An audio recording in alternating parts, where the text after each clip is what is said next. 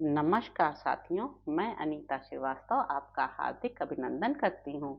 श्रीमद् वाल्मीकि रामायण में अब तक आपने बाल कांड, अयोध्या कांड, अरण्य कांड एवं किष्किंधा कांड का पाठ सुना।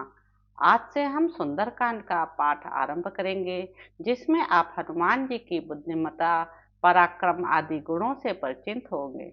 तो चलिए आज का पाठ शुरू करते हैं, जिसमें आज का प्रसंग है हनुमान जी के द्वारा समुद्र का लंघन, मैनाक के द्वारा उनका स्वागत, सुरसा पर उनकी विजय तथा सिंहका का वध करके उनका समुद्र के उस पार पहुंचकर लंका की शोभा देखना।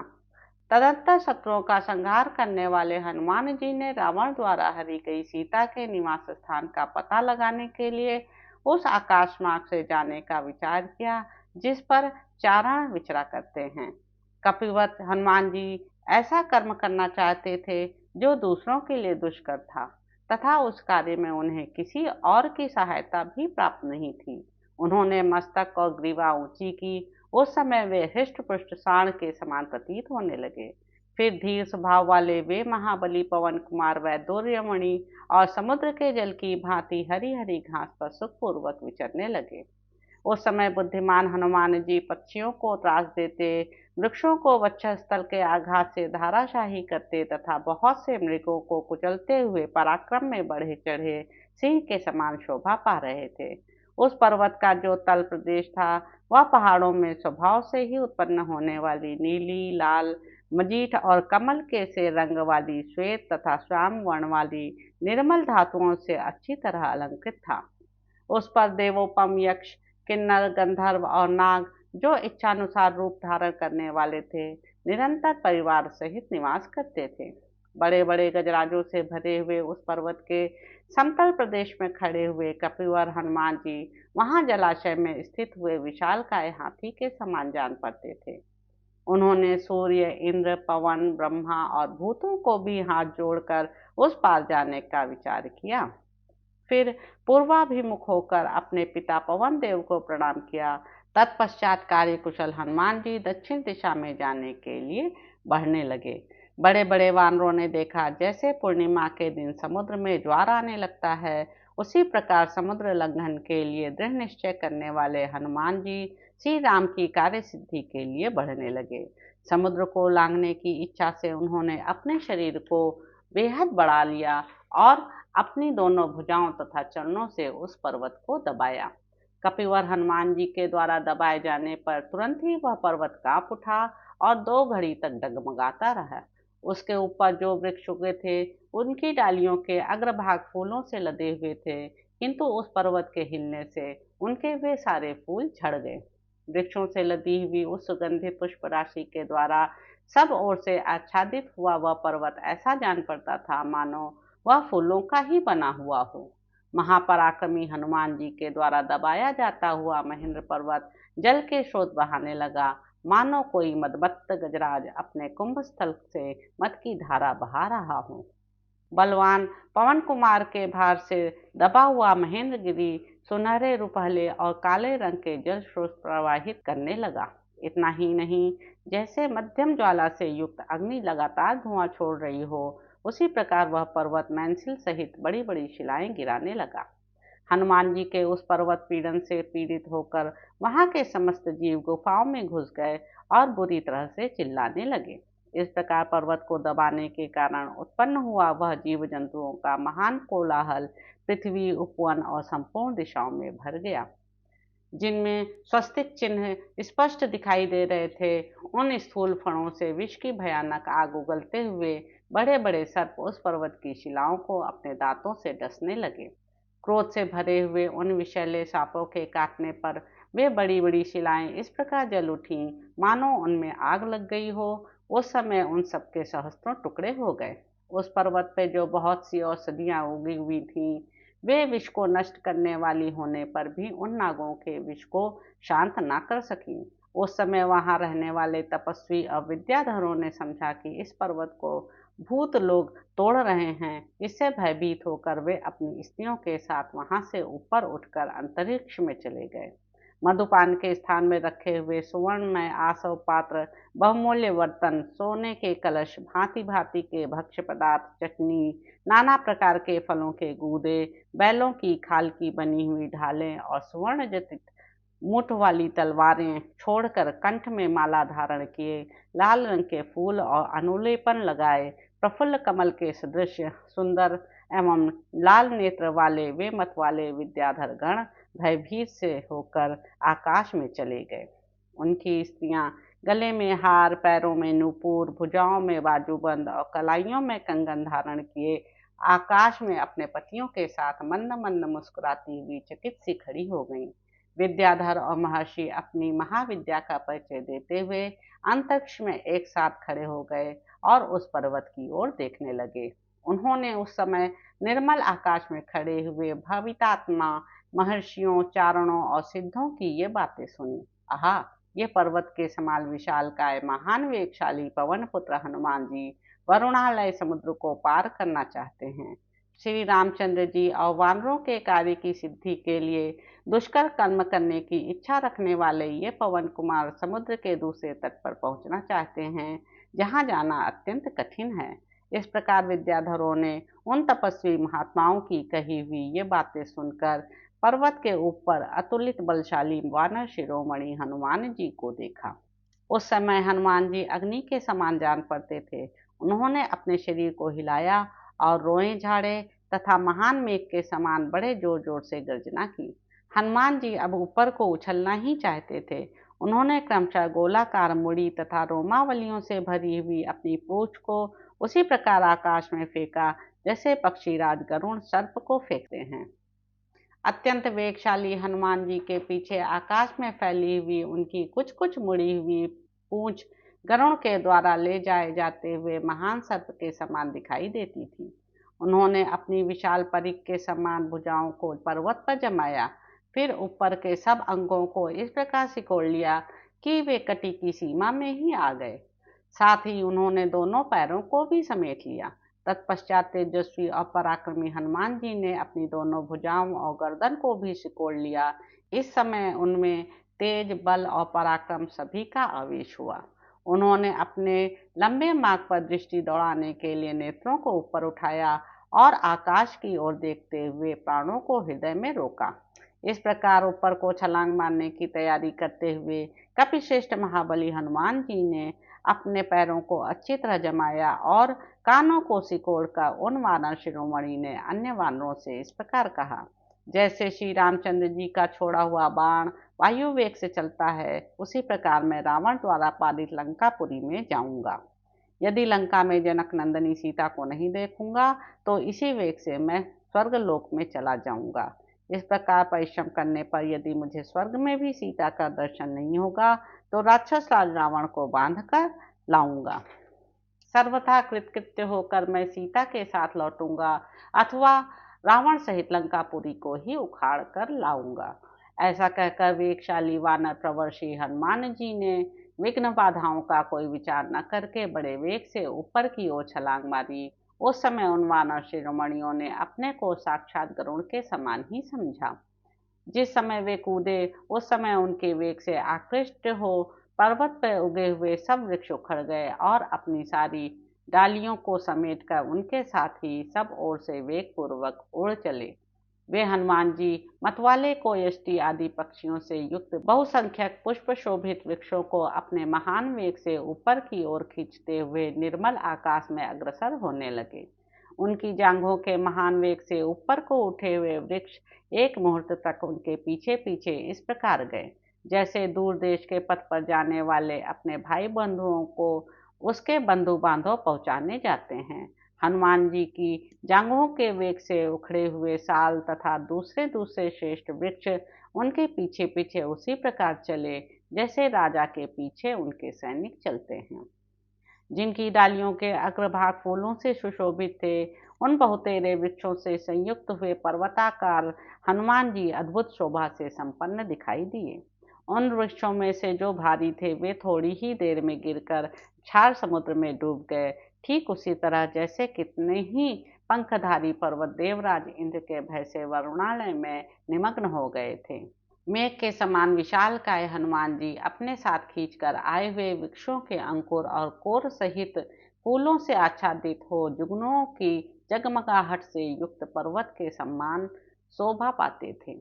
वे वृक्ष जब हनुमान जी के वेग से मुक्त हो जाते तब अपने फूल बरसाते हुए इस प्रकार समुद्र के जल में डूब जाते थे, जैसे सुहृद वर्ग के लोग परदेश जाने वाले अपने किसी बंधु को दूर तक पहुंचाकर लौट आते हैं। हनुमान जी के शरीर से उठी हुई वायु से प्रेरित हो वृक्षों के भांति भांति के पुष्प अत्यंत हल्के होने के कारण जब समुद्र में गिरते थे तब डूबते नहीं थे, इसलिए उनकी विचित्र शोभा होती थी। उन फूलों के कारण वह महासागर तारों से भरे हुए आकाश के समान सुशोभित होता था। अनेक रंग की सुगंधित पुष्प राशि से उपलक्षित वानर वीर हनुमान जी बिजली से सुशोभित होकर उठते हुए मेघ के समान जान पड़ते थे।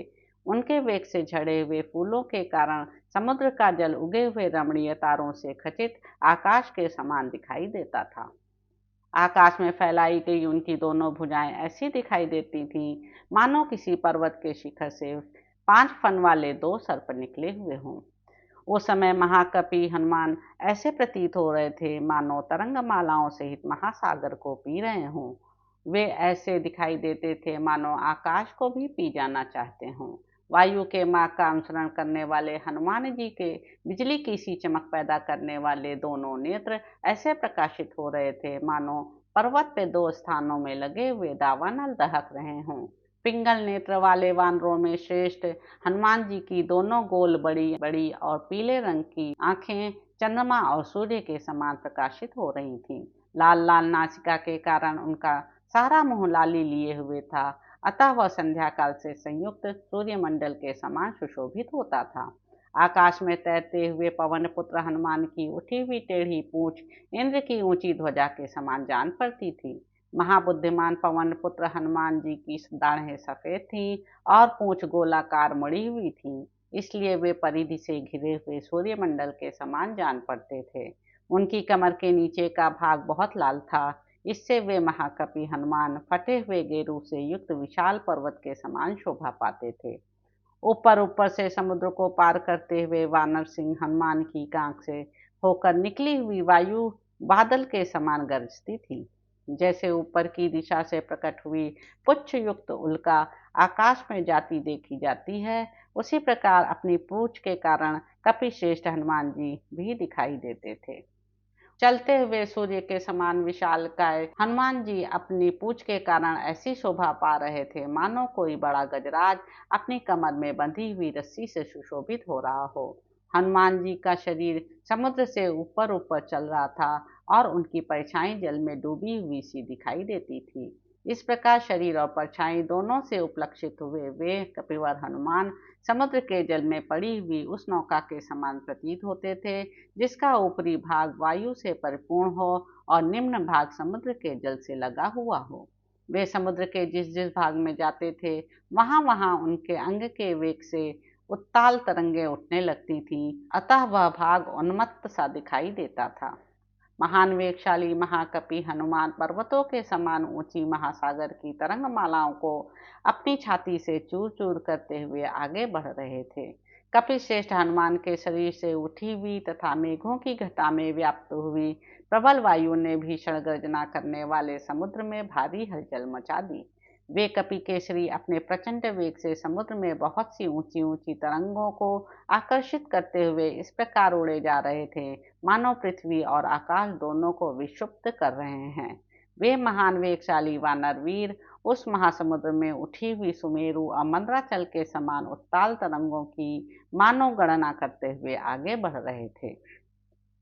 उस समय उनके वेग से ऊंचे उठकर मेघमंडल के साथ आकाश में स्थित हुआ समुद्र का जल शरद काल के फैले हुए मेघों के समान जान पड़ता था। जल हट जाने के कारण समुद्र के भीतर रहने वाले मगर, नाके, मछलियां और कछुए साफ साफ दिखाई देते थे। जैसे वस्त्र खींच लेने पर देहधारियों के शरीर नंगे दिखने लगते हैं। समुद्र में विचरने वाले सर्प आकाश में जाते हुए कपिश्रेष्ठ हनुमान जी को देखकर उन्हें गरुण के ही समान समझने लगे। कपिकेशी हनुमान जी की 10 योजन चौड़ी और 30 योजन लंबी छाया वेग के कारण अत्यंत रमणीय जान पड़ती थी। खारे पानी के समुद्र में पड़ी हुई पवन पुत्र हनुमान का अनुसरण करने वाली उनकी वह छाया श्वेत बादलों की पंक्ति के समान शोभा पाती थी। वे परम तेजस्वी महाकाय महाकपि हनुमान आलंबनहीन आकाश में पंखधारी पर्वत के समान जान पड़ते थे। वे बलवान कपिश्रेष्ठ जिस मार्ग से वेग पूर्वक निकल जाते थे, उस मार्ग से संयुक्त समुद्र सहसा कठौते या कड़ाह के समान हो जाता था। पक्षी समूहों के उड़ने के मार्ग में पक्षी राज गरुड़ की भांति जाते हुए हनुमान वायु के समान मेघमालाओं को अपनी ओर खींच लेते थे। हनुमान जी के द्वारा खींचे जाते हुए वे श्वेत, अरुण, नील और मजीठ के से रंग वाले बड़े बड़े मेघ वहां बड़ी शोभा पाते थे।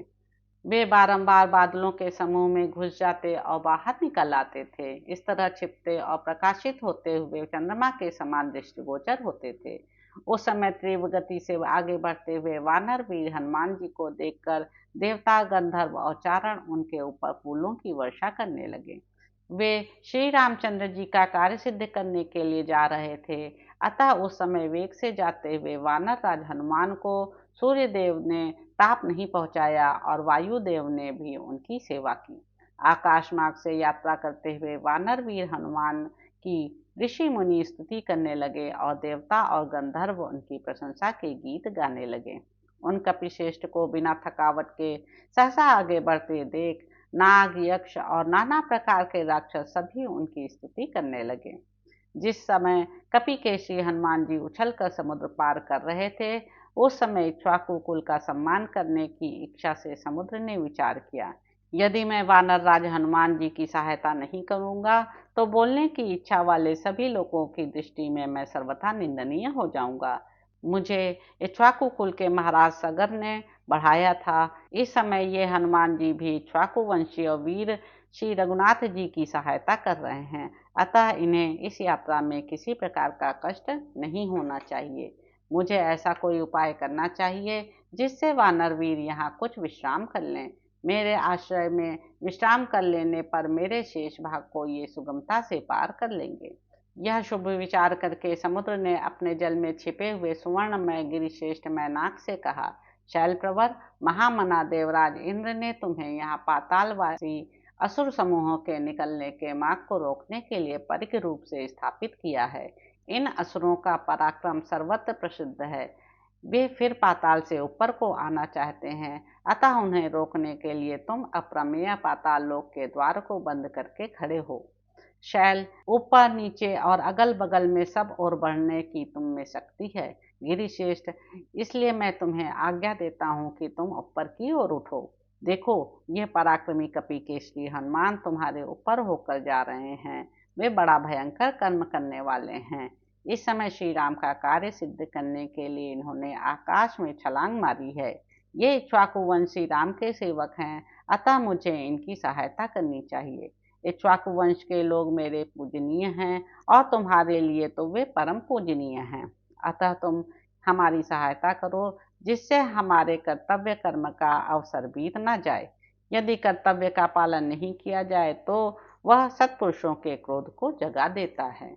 इसलिए तुम पानी से ऊपर उठो, जिससे छलांग मारने वालों में श्रेष्ठ कपिवर हनुमान तुम्हारे ऊपर कुछ काल तक ठहरें, विश्राम करें। वे हमारे पूजनीय अतिथि भी हैं। देवताओं और गंधर्वों द्वारा सेवित तथा सुवर्णमय विशाल शिखर वाले मैनाक तुम्हारे ऊपर विश्राम करने के पश्चात हनुमान जी शेष मार्ग को सुखपूर्वक तय कर लेंगे। ककुष्ठवंशी श्री रामचंद्र जी की दयालुता, मिथिलेश कुमारी सीता का परदेश में रहने के लिए विवश होना तथा वानर राज हनुमान जी का परिश्रम देखकर तुम्हें अवश्य ऊपर उठना चाहिए। यह सुनकर बड़े बड़े वृक्षों और लताओं से आवृत सुवर्णमय मैनाक पर्वत तुरंत ही क्षार समुद्र के जल से ऊपर को उठ गया। जैसे उद्दीप्त किरणों वाले दिवाकर मेघों के आवरण को भेद कर उदित होते हैं, उसी प्रकार उस समय महासागर के जल का भेदन करके वह पर्वत बहुत ऊंचा उठ गया। समुद्र की आज्ञा पाकर जल में छिपे रहने वाले उस विशालकाय पर्वत ने 2 ही घड़ी में हनुमान जी को अपने शिखरों का दर्शन कराया। उस पर्वत के वे शिखर सुवर्णमय थे। उन पर किन्नर और बड़े बड़े नाग निवास करते थे। सूर्योदय के समान तेज पुंज से विभूषित वे शिखर इतने ऊंचे थे कि आकाश में रेखा सी खींच रहे थे। उस पर्वत के उठे हुए सुवर्णमय शिखरों के कारण शस्त्र के समान नील वर्ण वाला आकाश सुनहरी प्रभा से उद्भासित होने लगा। उन परम कांतिमान और तेजस्वी स्वर्णमय शिखरों से वह गिरिश्रेष्ठ मैनाक सैकड़ों सूर्यों के समान दे दीप्यमान हो रहा था। क्षार समुद्र के बीच में अविलंब उठकर सामने खड़े हुए मैनाक को देखकर हनुमान जी ने मन ही मन निश्चित किया कि यह कोई विघ्न उपस्थित हुआ है। अतः वायु जैसे बादलों को छिन्न भिन्न कर देती है, उसी प्रकार महान वेगशाली महाकपि हनुमान ने बहुत ऊंचे उठे हुए मैनाक पर्वत के उस उच्चतर शिखर को अपनी छाती के धक्के से नीचे गिरा दिया। इस प्रकार कपिवर हनुमान जी के द्वारा नीचा देखने पर उनके उस महान वेग का अनुभव करके पर्वत श्रेष्ठ मैनाक बड़ा प्रसन्न हुआ और गर्जना करने लगा। तब आकाश में स्थित हुए उस पर्वत ने आकाशगत वीर वानर हनुमान जी से प्रसन्न चित्त होकर कहा। वह मनुष्य रूप धारण करके अपने ही शिखर पर स्थित हो इस प्रकार बोला, वानर शिरोमणि, आपने यह दुष्कर कर्म किया है, अब उतर कर मेरे इन शिखरों पर सुखपूर्वक विश्राम कर लीजिए, फिर आगे की यात्रा कीजिएगा। श्री रघुनाथ जी के पूर्वजों ने समुद्र की वृद्धि की थी, इस समय आप उनका हित करने में लगे हैं, अतः समुद्र आपका सत्कार करना चाहता है।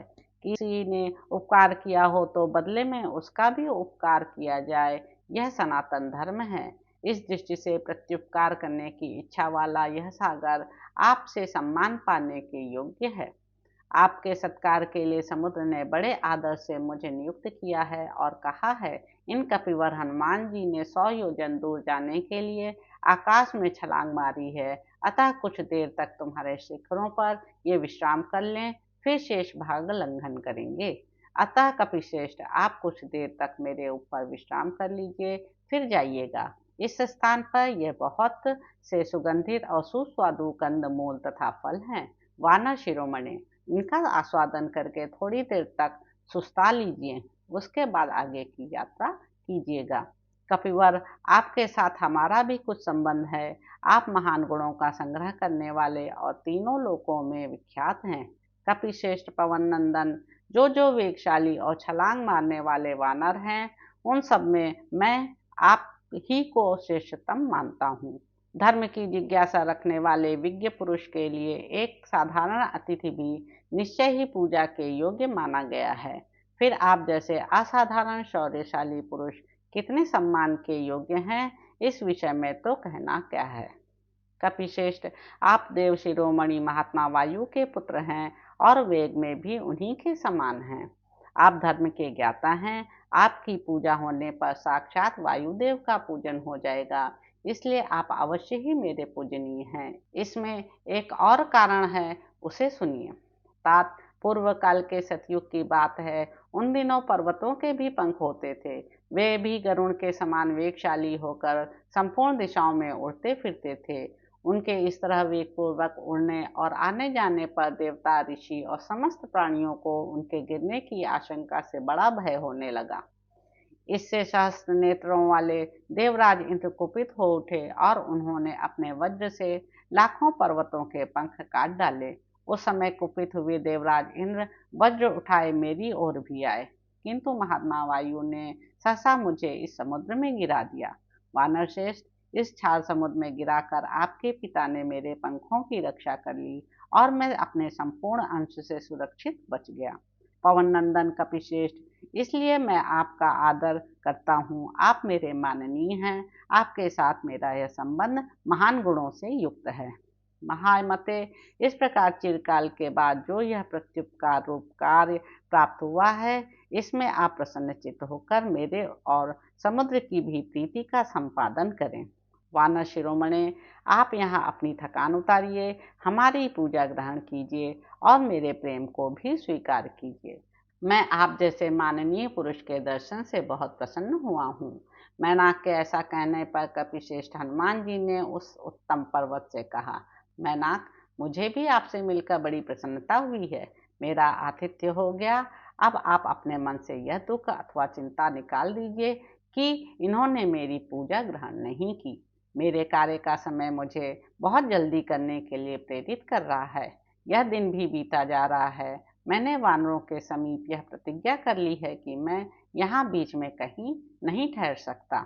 ऐसा कहकर महाबली वानर शिरोमणि हनुमान जी ने हंसते हुए से वहां मैनाक का अपने हाथ से स्पर्श किया और आकाश में ऊपर उठकर चलने लगे।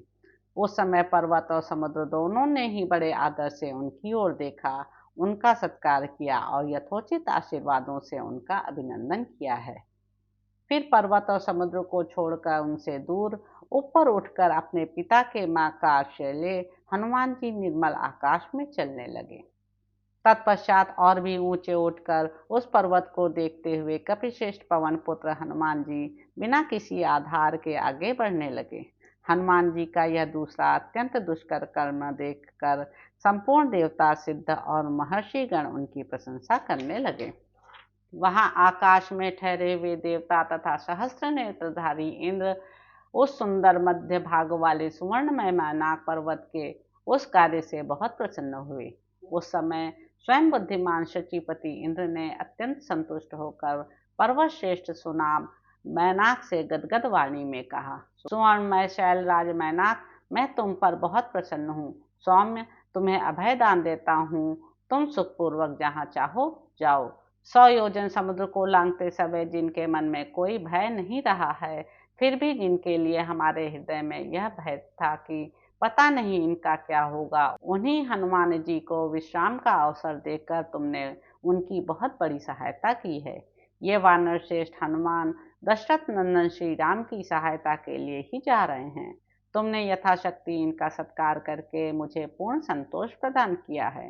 देवताओं के स्वामी शतक्रतु इंद्र को संतुष्ट देखकर पर्वतों में श्रेष्ठ मैनाक को बड़ा हर्ष प्राप्त हुआ। इस प्रकार इंद्र का दिया हुआ वर पाकर मैनाक उस समय जल में स्थित हो गया और हनुमान जी समुद्र के उस प्रदेश को उसी मुहूर्त में लांघ गए। तब देवता, गंधर्व, सिद्ध और महर्षियों ने सूर्य तुल्य तेजस्विनी नाग माता सुरसा से कहा, ये पवन नंदन श्रीमान हनुमान जी समुद्र के ऊपर होकर जा रहे हैं। तुम 2 घड़ी के लिए इनके मार्ग में विघ्न डाल दो। उस पर्वत के समान अत्यंत भयंकर राक्षसी का रूप धारण करो। उसमें विकराल दाढ़ें, पीले नेत्र और आकाश को स्पर्श करने वाला विकट मुंह बनाओ। हम लोग पुनः हनुमान जी के बल और पराक्रम की परीक्षा लेना चाहते हैं। या तो किसी उपाय से ये तुम्हें जीत लेंगे अथवा विषाद में पड़ जाएंगे। देवताओं के सत्कार पूर्वक इस प्रकार कहने पर देवी सुरसा ने समुद्र के बीच में राक्षसी का रूप धारण किया। उसका वह रूप बड़ा ही विकट, बेड्रोल और सबके लिए भयावना था। वह समुद्र के पार जाते हुए हनुमान जी को घेर कर उनसे इस प्रकार बोली, कपिश्रेष्ठ, देवेश्वरों ने तुम्हें मेरा भक्ष्य बताकर मुझे अर्पित कर दिया है, अतः मैं तुम्हें खाऊंगी। तुम मेरे इस मुंह में चले आओ। पूर्व काल में ब्रह्मा जी ने मुझे यह वर दिया था। ऐसा कहकर वह तुरंत ही अपना विशाल मुंह फैलाकर हनुमान जी के सामने खड़ी हो गई। सुरसा के ऐसा कहने पर हनुमान जी ने प्रसन्न मुख होकर कहा, देवी, दशरथ नंदन श्री रामचंद्र जी अपने भाई लक्ष्मण और धर्म पत्नी सीता के साथ दंडकारण्य में आए थे।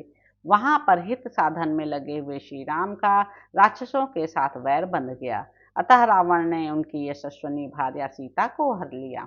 मैं श्री राम की आज्ञा से उनका दूत बनकर सीता जी के पास जा रहा हूँ। तुम भी श्री राम के राज्य में निवास करती हो, अतः तुम्हें उनकी सहायता करनी चाहिए। अथवा मैं सीता जी का दर्शन करके अनायास ही महान कर्म करने वाले श्री रामचंद्र जी से जब मिल लूंगा तब तुम्हारे मुख में आ जाऊंगा। यह तुमसे सच्ची प्रतिज्ञा करके कहता हूँ। हनुमान जी के ऐसा कहने पर इच्छानुसार रूप धारण करने वाली सुरसा बोली, मुझे यह वर मिला है कि कोई भी मुझे लांघ कर आगे नहीं जा सकता। फिर भी हनुमान जी को जाते देख उनके बल को जानने की इच्छा रखने वाली नाग माता सुरसा ने उनसे कहा, वानर श्रेष्ठ, आज मेरे मुख में प्रवेश करके ही तुम्हें आगे जाना चाहिए। ऐसा कहकर सुरसा तुरंत अपना विशाल मुंह फैलाकर हनुमान जी के सामने खड़ी हो गई। सुरसा के ऐसा कहने पर वानर शिरोमणि हनुमान जी कुपित हो उठे और बोले, तुम अपना मुंह इतना बड़ा बना लो जिससे उसमें मेरा भार सह सको। यूं कहकर जब वे मौन हुए तब सुरसा ने अपना मुख 10 योजन विस्तृत बना लिया। यह देखकर कुपित हुए हनुमान जी भी तत्काल 10 योजन बड़े हो गए। उन्हें मेघ के समान 10 योजन विस्तृत शरीर से युक्त हुआ देख सुरसा ने भी अपने मुख को 20 योजन बड़ा बना लिया। तब हनुमान जी ने क्रुद्ध होकर अपने शरीर को 30 योजन अधिक बढ़ा दिया। फिर तो सुरसा ने भी अपने मुंह को 40 योजन ऊंचा कर दिया। यह देखकर वीर हनुमान जी 50 योजन ऊंचा हो गए। तब सुरसा ने अपना मुंह 60 योजन ऊंचा बना लिया। फिर तो वीर हनुमान उसी क्षण 70 योजन ऊंचे हो गए। अब सुरसा ने 80 योजन ऊंचा मुंह बना लिया।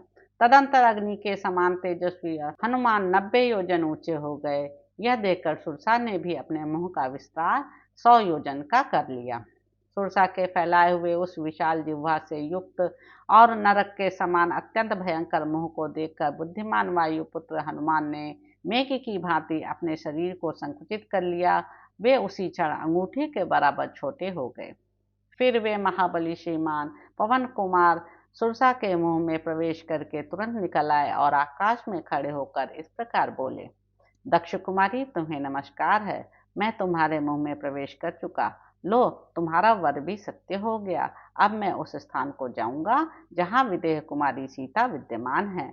राहु के मुख से छूटे हुए चंद्रमा की भांति अपने मुख से मुक्त हुए हनुमान को देखकर सुरसा देवी ने अपने असली रूप में प्रकट होकर उन वानर वीर से कहा, कपिश्रेष्ठ, तुम भगवान श्री राम के कार्य की सिद्धि के लिए सुखपूर्वक जाओ। सौम्य विदेह नंदनी सीता को महात्मा श्री राम से शीघ्र मिलाओ। कपिवर हनुमान जी का यह तीसरा दुष्कर कर्म देख सब प्राणी वाह वाह करके उनकी प्रशंसा करने लगे। वे वरुण के निवास भूत अलंघ्य समुद्र के निकट आकर आकाश का ही आश्रय ले गरुण के समान वेग से आगे बढ़ने लगे। जो जल की धाराओं से सेवित पक्षियों से संयुक्त गान विद्या के आचार्य तुम्बुरु आदि गंधर्वों के विचरण का स्थान तथा ऐरावत के आने जाने का मार्ग है। सिंह, हाथी, बाघ, पक्षी और सर्प आदि वाहनों से जुते और उड़ते हुए निर्मल विमान जिसकी शोभा बढ़ाते हैं, जिनका स्पर्श वज्र और अशनि के समान दुस्सह तथा तेज अग्नि के समान प्रकाशमान है तथा जो स्वर्ग लोक पर विजय पा चुके हैं, ऐसे महाभाग पूर्णात्मा पुरुषों का जो निवास स्थान है, देवताओं के लिए अधिक मात्रा में अवश्य का भार वहन करने वाले अग्निदेव जिसका सदा सेवन करते हैं, ग्रह, नक्षत्र, चंद्रमा, सूर्य और तारे आभूषणों की भांति जिसे सजाते हैं, महर्षियों के समुदाय, गंधर्व, नाग और यक्ष जहाँ भरे रहते हैं, जो जगत का आश्रय स्थान एकांत और निर्मल है, गंधर्व राज विश्वासु जिसमें निवास करते हैं, देवराज इंद्र का हाथी जहाँ चलता फिरता है, जो चंद्रमा और सूर्य का भी मंगलमय मार्ग है, इस जीव जगत के लिए विमल वितान है, साक्षात पर ब्रह्म परमात्मा ने ही जिसकी सृष्टि की है, जो बहुसंख्यक वीरों से सेवित और विद्याधर गणों से आवृत है, उस वायुपथ आकाश में पवन नंदन हनुमान जी गरुण के समान वेग से चले। वायु के समान हनुमान जी अगर के समान काले तथा लाल, पीले और श्वेत बादलों को खींचते हुए आगे बढ़ने लगे। उनके द्वारा खींचे जाते हुए वे बड़े बड़े बादल अद्भुत शोभा पा रहे थे। वे बारंबार मेघ समूहों में प्रवेश करते और बाहर निकलते थे। उस अवस्था में बादलों में छिपते और प्रकट होते हुए वर्षा काल के चंद्रमा की भांति उनकी बड़ी शोभा हो रही थी। सर्वत्र दिखाई देते हुए पवन कुमार हनुमान जी पंखधारी गिरिराज के समान निराधार आकाश का आश्रय लेकर आगे बढ़ रहे थे। इस तरह जाते हुए हनुमान जी को इच्छानुसार रूप धारण करने वाली विशाल काया सिंह का नाम वाली राक्षसी ने देखा। देखकर वह मन ही मन इस प्रकार विचार करने लगी, आज दीर्घ काल के बाद यह विशाल जीव मेरे वश में आया है।